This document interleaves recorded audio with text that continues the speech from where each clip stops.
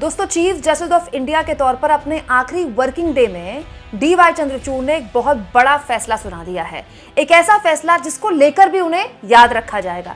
यहाँ मैं आपको बता दूं दोस्तों, डीवाई चंद्रचूड़ ने 10 तारीख को रिटायर होना है, लेकिन क्योंकि आज 8 तारीख है, फ्राइडे है आज, और अगले 2 दिन यानी कि सैटरडे संडे कोर्ट बंद रहता है, तो सीजीआई के तौर पर आज उनका आखिरी वर्किंग डे है। रिटायरमेंट तो 2 दिन बाद होने वाली है, लेकिन आज एक बहुत ही महत्वपूर्ण मामला उनके सामने था जिसको लेकर उनको फैसला सुनाना था। और देखिए, संयोग आज उनका आखिरी वर्किंग डे था और आज ही इस मामले पर फैसला सुप्रीम कोर्ट ने सुनाया।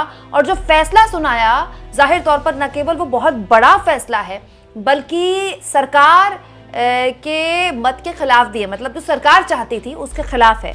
दोस्तों, अलीगढ़ मुस्लिम यूनिवर्सिटी का अल्पसंख्यक दर्जा बरकरार रहेगा या नहीं रहेगा? इलाहाबाद हाईकोर्ट के फैसले पर सुप्रीम कोर्ट मोहर लगा देगा या फिर सुप्रीम कोर्ट इलाहाबाद हाईकोर्ट के फैसले को पलट कर रख देगा? इस पर आज मोहर लगा दी है सुप्रीम कोर्ट ने, यह कहते हुए कि अलीगढ़ मुस्लिम यूनिवर्सिटी का अल्पसंख्यक का जो दर्जा है वो बरकरार रहेगा। यानी कि आप कह सकते हैं कि न केवल इलाहाबाद हाईकोर्ट के फैसले को पलट कर रख दिया सुप्रीम कोर्ट ने, बल्कि सरकार जो चाहती थी, सरकार का जो मत था इस मामले में, उसके अलग जाकर अपना फैसला सुनाया है। सब कुछ मैं आपको आसान भाषा में समझा देती हूँ। कोर्ट ने कहा है दोस्तों कि एएमयू का जो अल्पसंख्यक का दर्जा है वो बरकरार रहेगा। और ये जो फैसला है बड़ा दिलचस्प है, क्योंकि 4-3 के तहत के बहुमत के तहत ये फैसला दिया गया है।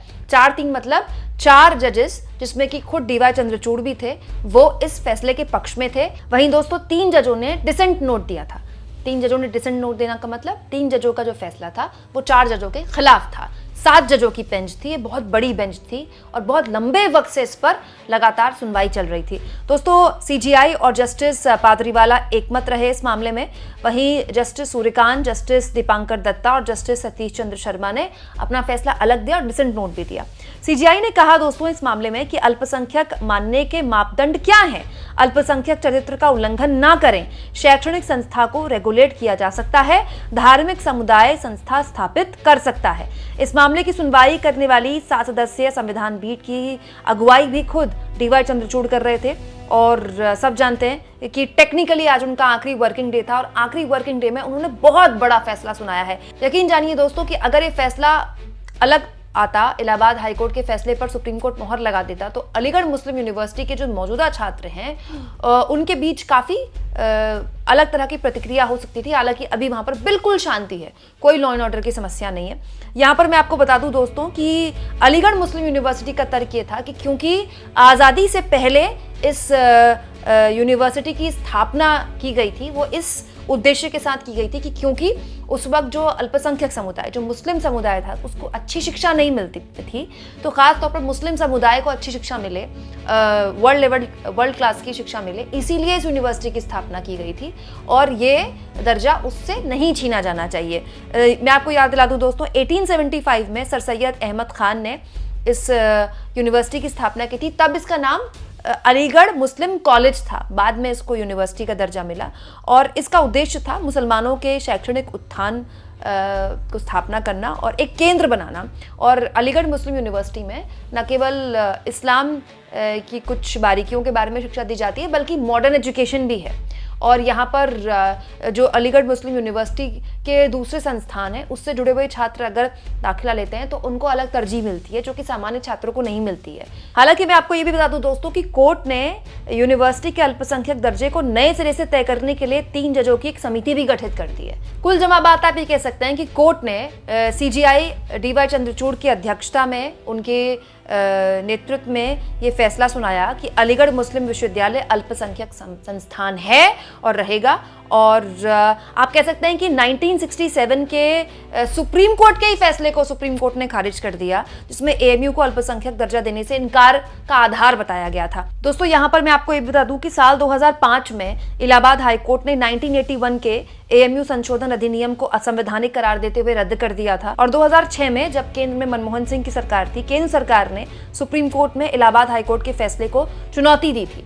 मतलब इलाहाबाद हाईकोर्ट के फैसले को उस वक्त की सरकार ने चुनौती दी थी। 2016 में जब केंद्र में मोदी सरकार आई तो उन्होंने केंद्र से अपनी अपील वापस ले ली और कहा कि अल्पसंख्यक संस्थान की स्थापना एक धर्मनिरपेक्ष राज्य के सिद्धांतों के विपरीत है और अल्पसंख्यक दर्जा जो है एएमयू का नहीं होना चाहिए। उसके बाद अब उससे ये अल्पसंख्यक दर्जा ले लेना चाहिए। अब 2019 में उस वक्त के सीजेआई रंजन गोगोई की अध्यक्षता वाली 3 जजों की बेंच में ये मामला पहुंचा। उसके बाद 3 जजों की बेंच ने मामला 7 जजों की बेंच में भेज दिया। उसके बाद से मामला तब से लगातार अब तक चल रहा है और आज जाकर सोचिए, आज जाकर ये फैसला सुनाया गया और बहुत विस्तार पूर्वक ये फैसला सुनाया गया है। हालांकि मैं फिर कह रही हूं, अल्पसंख्यक दर्जे पर 3 जजों की नई बेंच नई तरीके से चीज़ें निर्धारित करेगी और ये किस तरह से नए नियम निर्धारित किए जाते हैं इस पर सबकी निगाहें रहेंगी। लेकिन हाँ, क्योंकि सीजीआई इससे पहले कई इंटरव्यूज़ में ये बयान दे चुके हैं और इसको लेकर चिंता भी जाहिर कर चुके हैं कि उन्हें कैसे याद रखा जाएगा, उनके फैसलों को लेकर बहुत सी बातें बोली जा चुकी हैं और बहुत सी चर्चाएं भी हम कर चुके हैं अपने कई वीडियोज़ में। लेकिन उनके इस फैसले को भी उनके कई फैसलों में इंक्लूड किया जाएगा, जिस पर जाहिर तौर पर बहुत से लोगों की निगाहें थी कि अगर अलीगढ़ मुस्लिम यूनिवर्सिटी से अल्पसंख्यक दर्जा छीन लिया जाता है तो फिर इसको किस तरह से ज़मीन पर देखा जाएगा, वहाँ पर हालात कैसे बदलेंगे और अल्पसंख्यक समुदाय इसको किस तरह से लेगा। वैसे दोस्तों, अगर इतिहास के तौर पर देखा जाए तो अलीगढ़ मुस्लिम यूनिवर्सिटी का इतिहास बहुत पुराना है, आज़ादी से भी बहुत पुराना। 1875 में इसकी शुरुआत की गई थी एक स्कूल के तौर पर। सबसे पहले एक स्कूल के तौर पर इसको शुरू किया गया था। इसे मुस्लिम एंग्लो ओरिएंटल स्कूल में बाद में बदल दिया गया और फिर 1920 में इसे अलीगढ़ मुस्लिम यूनिवर्सिटी का दर्जा मिला और उसी साल ब्रिटिश सरकार की सेंट्रल लेजिस्लेटिव असेंबली ने एएमयू एक्ट लाकर इसे केंद्रीय विश्वविद्यालय का दर्जा दिया।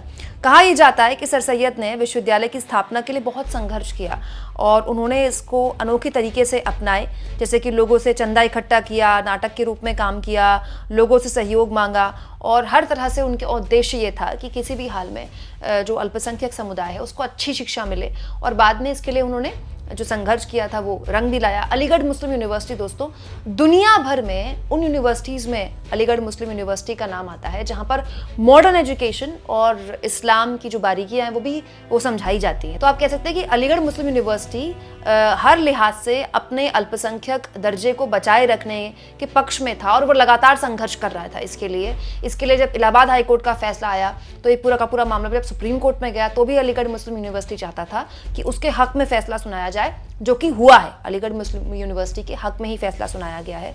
तो कुल जमा बात यह है कि अभी फिलहाल के लिए तो अलीगढ़ मुस्लिम यूनिवर्सिटी के प्रशासन के लिए एक राहत भरी खबर, ये एक फैसला लेकर आया है। आप इस मुद्दे पर क्या सोचते हैं दोस्तों, कमेंट बॉक्स में जरूर लिखें और जितना हो सके चैनल को शेयर करें, सब्सक्राइब करें और थैंक्स और ज्वाइन के ऑप्शन से अगर आप चाहें तो कुछ आर्थिक मदद भी चैनल की जरूर करें।